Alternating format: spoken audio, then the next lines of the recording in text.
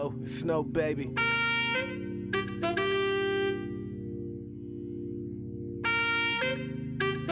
Yo, it's your boy Note, and we are back on the Note Show. How y'all doing today on this beautiful, beautiful Monday morning? I hope y'all positive from the last time we talked, and we amped up.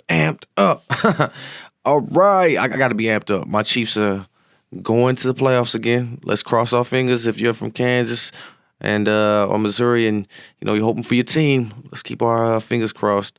All right, I want to get into the show today. I want to talk about the fight that's coming up, Max Holloway versus Calvin Kattar.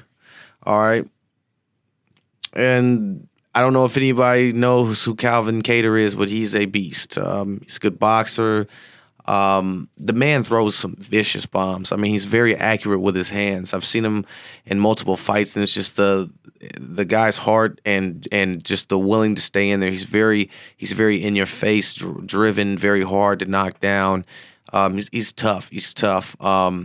Great defensive takedowns. Very good. Man, he's just really good at accuracy. I mean, when that guy hits, it's like he's hitting with all of his might. The only problem I see with Calvin's problem against Max Holloway is going to be is that Max is an all fighter to me, all around universal fighter. I mean, he's won by submissions, he's won by KOs.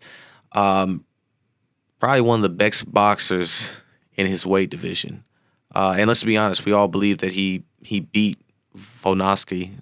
No one believes that dude's the champ. I mean, Max Holloway won that last fight. Even Dana White believes that. But hey, we're not gonna get into refs and all that. But I think that his ground game. I mean, Max Holloway's ground game, his pound game, pound to pound, when he's pounding somebody on the ground, it's just his ground game's stupid. So if he gets on top of him, it's fucking over because he's got all them. He's throwing accuracy punches, knocking his ass out. I mean, Max Holloway's a beast, man. To think that Calvin would somehow pull off that, which I'm not hating on Calvin. He does. He has the potential because Calvin is tough. I mean, it's kind of like a Dustin Poirier feel. He pushes you and pushes you and pushes you. Trying to wear and tear and break you down. But Max Holloway's something else, man. You're not just going to be doing that. So it's going to be a very, very quick pace, advanced fight because they both stand up. I don't believe it's going to the ground, so you don't have to worry about seeing a ground fest, but it will be a stand up. Max Holloway all the way. I don't believe that, Calvin Kattar's going to win, but if he wins, good for him, but I just don't see Max losing that one. Three losses, I don't see my boy getting that, and for real, you need to take back a couple of those because I don't think he lost either one of those fights between Volkanovski, but that's just my opinion, which it does not matter. All right, man, let's get on to my next thing. All right, I want to go into my movie review now, Dun, dun, dun, dun. I want to talk about Wonder Woman 1984, all right? and if you haven't heard, do not watch any more of this, for I will spoil everything on Wonder Woman 1984. Most people have already seen it. They're probably like, this is probably old news, but I watched it. I had to speak about it. I had to talk about it, man. Okay, what the fuck were they thinking? What were they thinking? Why would you do that? Listen, all right. So Wonder Woman 1984 basically does literally the exact same shit as the first one. It starts off the exact same thing, like she's all mysteriously in her room and then shows different stuff. The whole movie is basically about this magical crystal that grants wishes. And literally the whole movie is about people getting wishes. The dude that died in the last one, Chris Pine, comes back, and the evil person is Kristen Wiig, and they kind of messed that character up. You didn't even really get a feel for it for real with her, and it just was so fucking stupid. I'm gonna be honest with you, it didn't have anything to do with any of the Justice League or anything really to do with too much of nothing for real. But oh yeah, now she can fly in the sky with her thing with thunder. it's like they did the exact same thing, brought him back to do something a little bit weird because and the only thing is they made it more emotional because she had to say goodbye to Chris Pratt. Chris Pine, my bad. You had to say goodbye to Chris Pine to end the genie wish, and then in the end, the bad dude that was doing it all, she doesn't even kill the dude because it's really about him wanting to be there for his son because he wasn't there for his son because he was so invested on trying to make some of his life, which I get it had meaning to it. It did have meaning to it if you want to look at the meaning, but as far as like watchable, man, like I'm gonna be honest with y'all. Like the first time I didn't even watch it all. I had to rewatch it again, and I was like, listen. I'd rather take a shit. I think it'd spend more time with my day doing something more fun than watching this shit, man. Because it was shitter. So I'm gonna let y'all know. Do not go see Wonder Woman 1984 if you are a nerd like me, because it was not up to standard. I mean, it was just simple. It was, they just had a simple formula. The only plus I will give you is that the CGI was good. Some of the acting was horrible. I mean, just like you guys are like, what are you people thinking right now? I don't get it. All right, I'm gonna leave y'all with some encouragement words again. Let me get a little deep for y'all. Short show, I know. I want to talk about don't be afraid to fail. All right. I say that because, we look at other people that we see there that are in situations that are doing good, and we wonder to ourselves, what did they crack? What do they know that I do not know that they're doing? Because in life, sometimes we go through life and we feel undervalued, unappreciated. Sometimes we don't feel like we've reached the goals that we need to go, and sometimes it's because we're afraid. We're afraid to fail, so we don't go for that girl that you really like out there.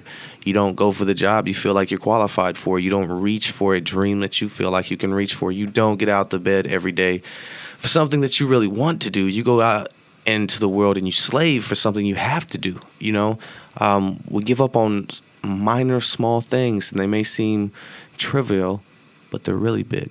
They're really epic, honestly.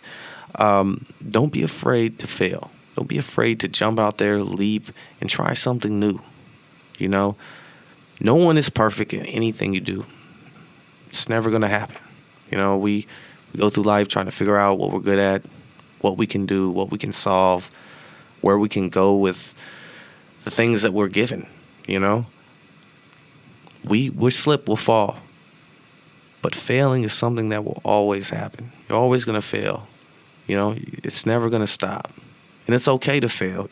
That's the whole thing about, the saying of when you fall, you get back up. I tell my daughter this just like I know a lot of people do too.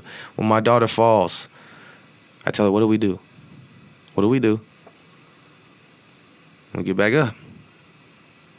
It's simple stuff, When we're hungry, we go eat. But we learn what we would like to eat by failing at if we don't like this restaurant. Oh, I know what I want, It's simple stuff, but don't be afraid to fail because failing is half of the journey. The other side, success. I can tell you I will fail and fail and fail and fail and fail and continue to fail because I will continue to try something new. Continue to try to better myself. And I think that we should always remember to continue to evolve as people, We don't have to continue to live a certain way just because our homeboys are doing this way or because we grew up in a certain situation. We have to be like this because that's what society thinks of us. We don't have to do that because it's there, We can want something better and fail at it. And find something even better at it, Sometimes you'll fail at something to find something great, I say that to everyone. And I'm talking to all you guys. I'm not talking to a specific person. I may be talking to that guy that wants to talk to her, but she's out of his league. Go ahead and talk to her. If you fail gracefully, my brother. It's part of the nature of the beast, my friends. Nature of the game, the world, error, trial, and error. But I always want you guys to not be afraid to fail, We always need to put ourselves out there. If you keep yourselves confined, you're not even living, you know? So it's like, what's a life worth without living life? You know, why not take risks?